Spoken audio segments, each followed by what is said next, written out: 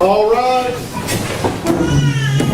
Anderson County Criminal Court is now in session. Honorable Judge Zolman is presiding. Good afternoon, everyone. Please be seated.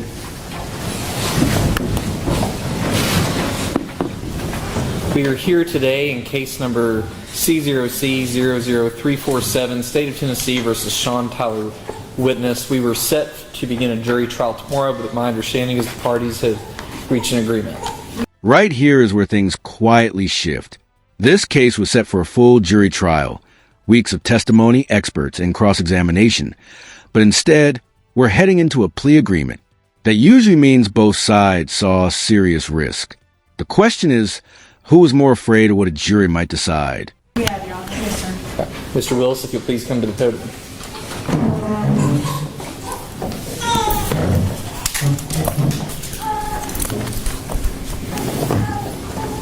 Mr. Willis, will you raise your right hand? Do you swear to tell the truth, the whole truth, and nothing but the truth, so help you God? Yes, sir. Mr. Willis, I'm about to ask you a series of questions. I'm going to need you to answer out loud with a formal yes or no, not yeah or uh-huh. That way everything's clear with our court reporter. If you don't understand me, just ask me to repeat myself and I'll be glad to. You can also refer to your lawyer, Ms. Corey, at any point throughout this proceeding. Do you understand? Yes, sir. Please state your name for the record. Shawn Ty Willis. Mr. Willis, do you understand that you are now under oath and that I'm going to ask you questions about your involvement in the offenses you're charged with? And you will have to answer those questions truthfully, or your answers could be used against you in a prosecution for perjury or aggravated perjury. This is a crucial legal moment. Because he was a juvenile at the time of the crime, life doesn't automatically mean life without parole. Tennessee law recognizes you differently, but 25 to 36 years before parole eligibility is still an entire lifetime behind bars. Do you think age should matter this much when the crime is this severe? Yes, sir. You were charged in this indictment in count 1 with first-degree murder. That carries a minimum punishment with imprisonment for life with possibility of parole. Because you were a juvenile at the time of the offense, the parole eligibility would be between 25 and 36 years. Do you understand? Yes, sir. I'm now going to go over your rights with you. First of all, you have a right to plead not guilty, persist in that plea, and have your case tried by a jury, and that jury must unanimously find you guilty in order for you to be convicted. Do you understand? Yes, sir. You have a right to subpoena witnesses that would testify for you at trial. Do you understand that right? Yes, sir. Additionally, you have the right to confront and have your lawyer cross-examine any witness that testifies against you at trial. Do you understand? Yes, sir. You also have a right to testify on your own behalf. Do you understand? Yes, sir. You also have a right to not testify and remain silent, in which case I would instruct the jury that your silence cannot be used against you at trial.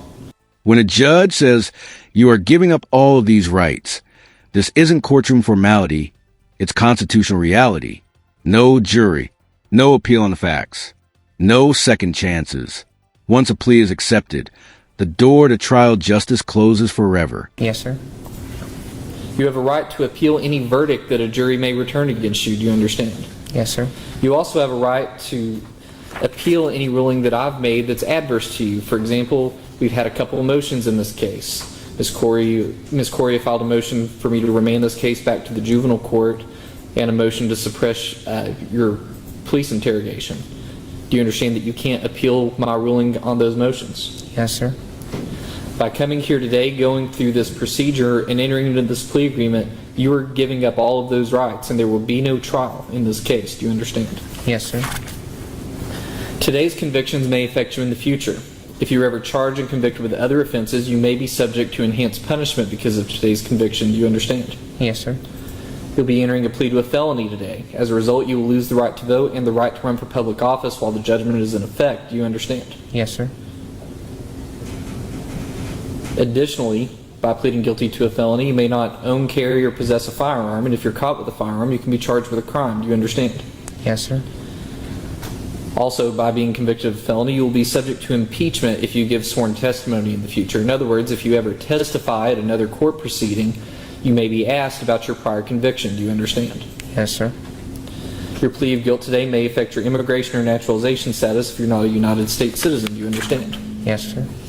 How old are you, Mr. Willis? 21. How much formal education do you have? High school diploma. Can you read and write? Can you read and write? Yes and no. I had trouble reading. Okay, you say you've had some trouble reading. Your signature is present on this form. Yes, sir. Were you able to read this form? My lawyer's read it to me. Your lawyer read it to you. Do you have any questions at all about what's on this form that you've signed? No, sir. So you feel you understand your waiver fully? Yes, sir. Ms. Correa, did you read his form to him? I read it verbatim, and I also paraphrased it in more layman's terms that he could understand as well. Thank you. I see that you've signed this form that sets forth the rights that you and I have discussed here today. Do you understand that by signing this form that you've indicated for the record that you've had this form read to you, which includes the rights that we've gone over, you understand those rights and you're waiving those rights here today? Yes, sir. Are you under the influence of alcohol, drugs, medication, or any other substance today to the point that you don't understand this process? No, sir. Are you under the influence of any mental illness today to the point that you don't understand this process? No, sir. Has anyone forced you to enter this plea agreement? No, sir. Has anyone threatened you to enter this plea agreement? No, sir. Has anyone made any promises to you to enter this plea other than the promises contained in the written agreement that you've signed? No, sir. So you're entering this plea on your own free will, is that correct? Yes, sir. And your willingness to enter this plea is based upon prior discussions between your lawyer and the district attorney's office, is that correct? Yes, sir. There may be recommendations as to punishments in your case. I'm not required to accept those recommendations. If I reject the recommendation, you may appeal my decision or you may withdraw your guilty plea. Do you understand? Yes, sir. Are you satisfied with the work of your attorney in this case? Yes, sir. Are you satisfied that your attorney has investigated the facts and researched the law to the point that she would be ready to defend you at trial if called upon to do so? Yes, sir. Has she filed every motion you wish for her to file? Yes, sir. This single word, guilty, just erase the first-degree murder charge and replace it with second-degree murder. That's the power of a plea deal. Prosecutors avoid uncertainty. Defendants avoid maximum punishment. But someone always pays a price. Who do you think paid it here? She interviewed every witness that you wished for her to interview. Yes, sir. Has she sought to receive every piece of evidence you wish to see? Yes, sir. Is there anything that you've asked her to do that she's not done? No, sir. Ms. Correa, are you satisfied the procedures we are following today are technically correct and that this agreement is in your client's best interest?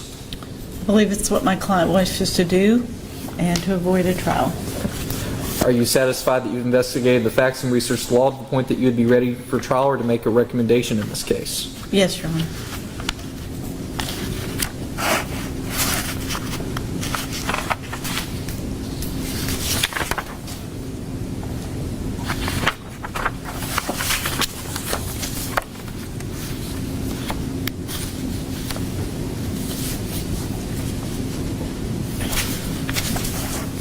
As to count one, which has been amended to second-degree murder, how do you plead, Mr. Willis? Guilty. Are you pleading guilty because you are in fact guilty? Yes, sir.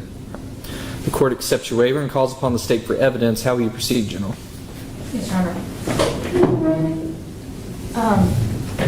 On April 20th of 2020, police and emergency services were dispatched out to a home at 159 Andes Ridge Road in Anderson County. When they arrived, they encountered a female later identified as Sandy Willis, deceased in her bed with massive head trauma. The scene was preserved for investigators to come and process as a crime scene. Interviews were done on the scene and photographs were taken. The investigation yielded the following information: that on that morning around 11 a.m., Shawn Willis had called Sherman Riffey, a volunteer firefighter and the father of his girlfriend at the time, to come to his house because he could not wake his mother, Sandy Willis. Sherman Riffey came out to the residence to assist. When he arrived, he found Sandy Willis with no pulse and massive head trauma. Mr. Riffey was the one who called 911 to summon assistance. Shawn Willis was interviewed on the scene by law enforcement, and he initially said that he had woken up that morning and the front door was open and that he had noticed his mother's phone wasn't charging. So he went upstairs to put his mother's phone on a charger, which is when he discovered her unresponsive. That story later changed multiple times upon questioning by law enforcement and members of his family.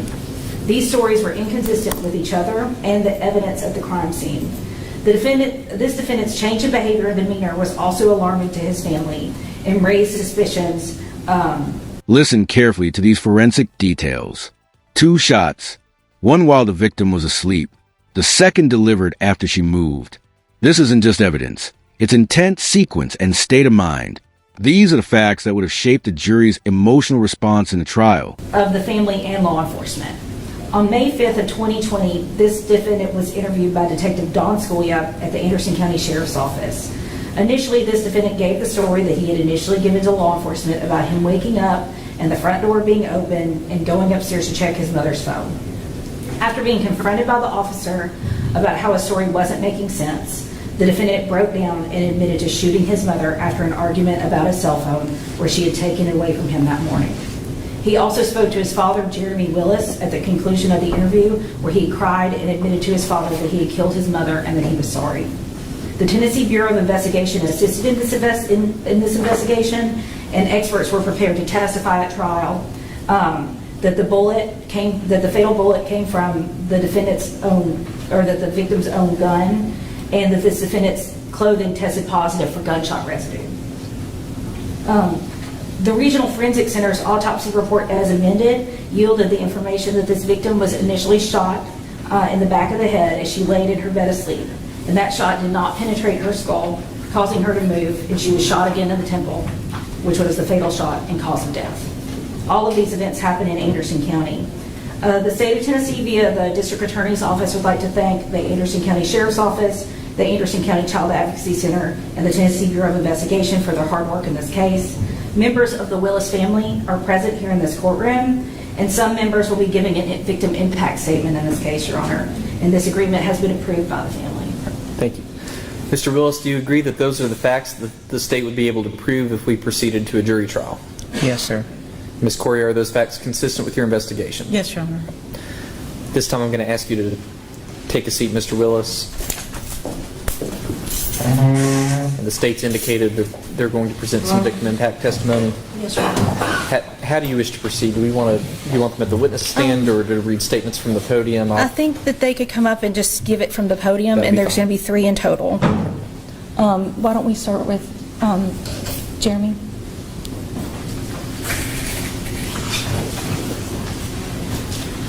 The first impact statement is from Jeremy Willis. Your Honor, I'm sitting here in this courtroom broken, hearted, and torn. You were very selfish in so many ways. You took my wife, the woman I was supposed to grow old with, and I'll never get a chance to experience that with your selfish act. You took your brother's mom away with your selfish act. JJ doesn't have his mom no more. He always called her for advice, vent to, or just to talk to. JJ will never hear "I love you" or "have a good day" from his mom again. Dylan can't go and hug his mom for comfort. Dylan will never hear "I love you" again from his mom again. He will never hear his mom's voice again. With all that said, I won't be able to finish raising my son Shawn, and JJ and Dylan both won't be able to play or grow with you. Not only have you taken my wife, you've taken your brother's mom, a sister, a daughter, a sister-in-law, a daughter-in-law, a best friend, and a wonderful, loving, happy, caring person. On April 2020, we lost 2 family members. I love you, but I do not agree in any way, shape, or form on what you have done. Mom didn't deserve what you have done. She battled cancer and beat it for all of us. I hope at some time you realize what you have done, how much you have messed up, not only JJ, Dylan's, or my life, but all the other lives that was impacted with this. And you've also messed yours up too. At the start of this, I said I was brokenhearted and torn because I say that this is a bitter and sweet moment. I am glad justice is being served for Mom. I am sad because of who done it. I have no words to close the statements. All I can say is that I love you. I miss who you was. I love and miss Mom, and I hope you understand who you took away and what you have done. Thank you. General.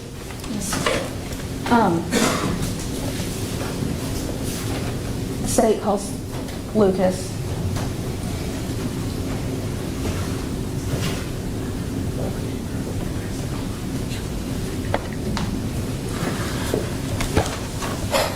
My name's Lucian. I am Shawn's older brother. You will never grasp the pain that you caused. You didn't just take a life, you took our mother, the strongest woman I've ever known and my best friend, my anchor, the person that I needed most. She fought through so much, including breast cancer, just to be here with us, and you took her away. You took away the future of any of my children that I might have, their grandmother. You took away a mother, a wife, a friend, a daughter, a sister, all in one moment. Every day I ask myself, what gave you the right to choose who lived and who died? What gave you the right to take her from us? I stand before you in court, not for closure, but to make it abundantly clear that the brother I once knew is gone. The person you are now is a stranger, and that bond is broken forever. There will always be a part of me that remembers the good times, because that's how Mom raised us. And the person you became and the actions you took has forever changed my view. Again, you took more than a mother, you took the family's peace, and that is something you will never undo.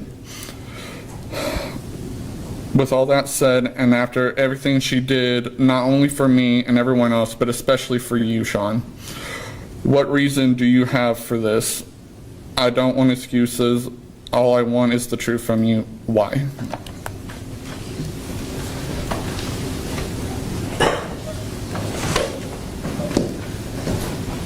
Eddie Willis.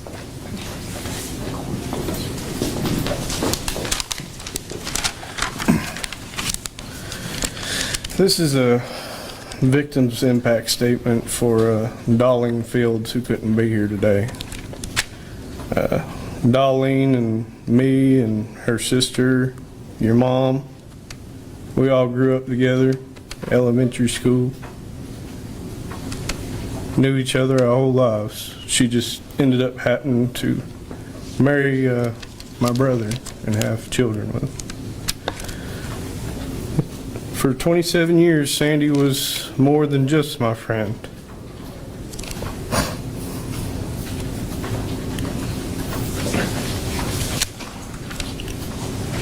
She was my sister, my heart, my safe place in this world. We grew up together, weathered every season of life side by side, and shared a bond that only comes once in a lifetime. Losing her has broken me in ways I can't fully explain. Losing her in such a violent way at the hands of her own son has left a wound that will never heal. Sandy loved her children more than anything.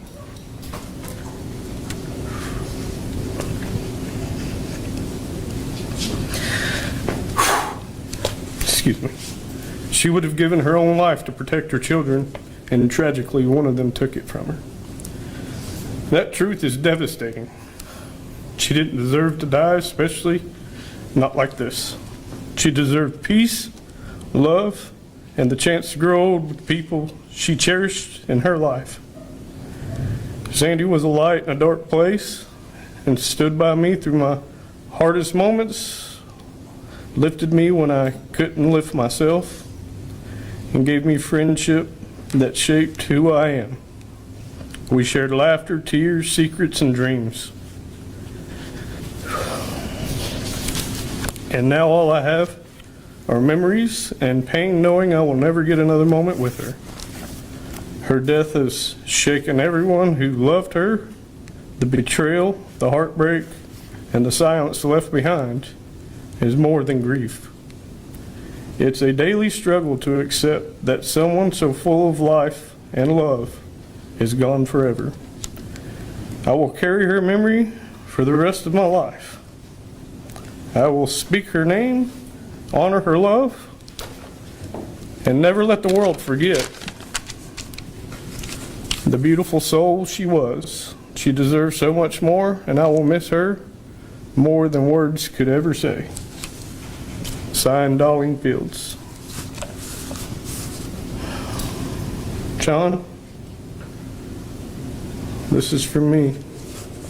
Something that can't never be taken back has happened. 1 John 1:9 says, if we confess our sins, he is faithful and just to forgive us our sins and cleanse us from all unrighteousness. I don't agree with what you did, but I love you and I forgive you. And take care of yourself. Thank you. Any other victim impact evidence, General? Nothing left from the state, Your Honor.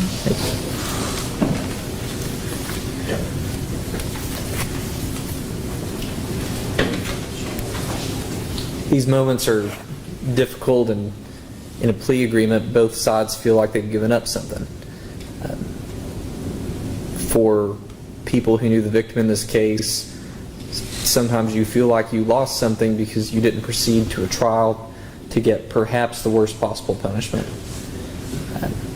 This courtroom is not a place for closure. Jury trials do not provide that. I wish that they did. I wish our justice system could provide people with the closure that they need.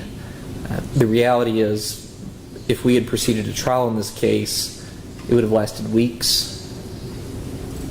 The lawyers would have presented only glimpses into the life of Ms. Willis, only glimpses that would be blocked out by evidentiary rules into the family life. The trial would have been very painful. The proposed resolution is just, so even though you all may feel like you've given up something by consenting to this agreement. 30 years. No parole eligibility. This is a quiet finality of plea justice. Not closure, certainty. The court gets resolution. The family avoids reliving trauma at trial, and the defendant accepts a future already written. Do plea deals bring justice or just an ending? You all made the right decision. There's a value in the certainty that comes with a plea agreement. Trials last a long time. Things can go wrong in the course of a trial, and you never know what a jury's going to do, and then it creates a pretty lengthy appellate process. So there's certainty today in what you all have done. And I do appreciate getting to hear more about the life of Miss Willis. At this time, when he's ready, I'm going to need him to come back to the podium.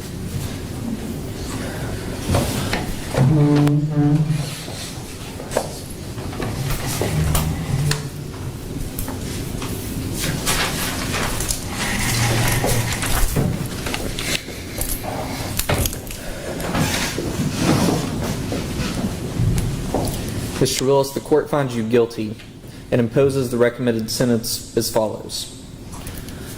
You will be sentenced to 30 years on the charge of second-degree murder. This will be served in the custody of the Tennessee Department of Corrections. There is no parole eligibility in this case. You may earn up to 15% good time. You are being sentenced as a range 2 offender, even though you are not a range 2 offender. Based on this agreement, you have agreed to be sentenced at a higher range in exchange for agreeing to a lower charge. Do you understand that? Yes, sir. Do you have any questions at all about your sentence? No, sir. Additionally, we're imposing court costs. Anything else from either of the parties? It's up to you. Yes, sir, and I have one thing to say. Go ahead. First and foremost, I want you to know that I love y'all and I miss y'all. Today I'm taking responsibilities for what I did to Mom. I could not imagine what a trial would do to y'all. To every single one of y'all. And Dylan. I just couldn't put y'all for that. I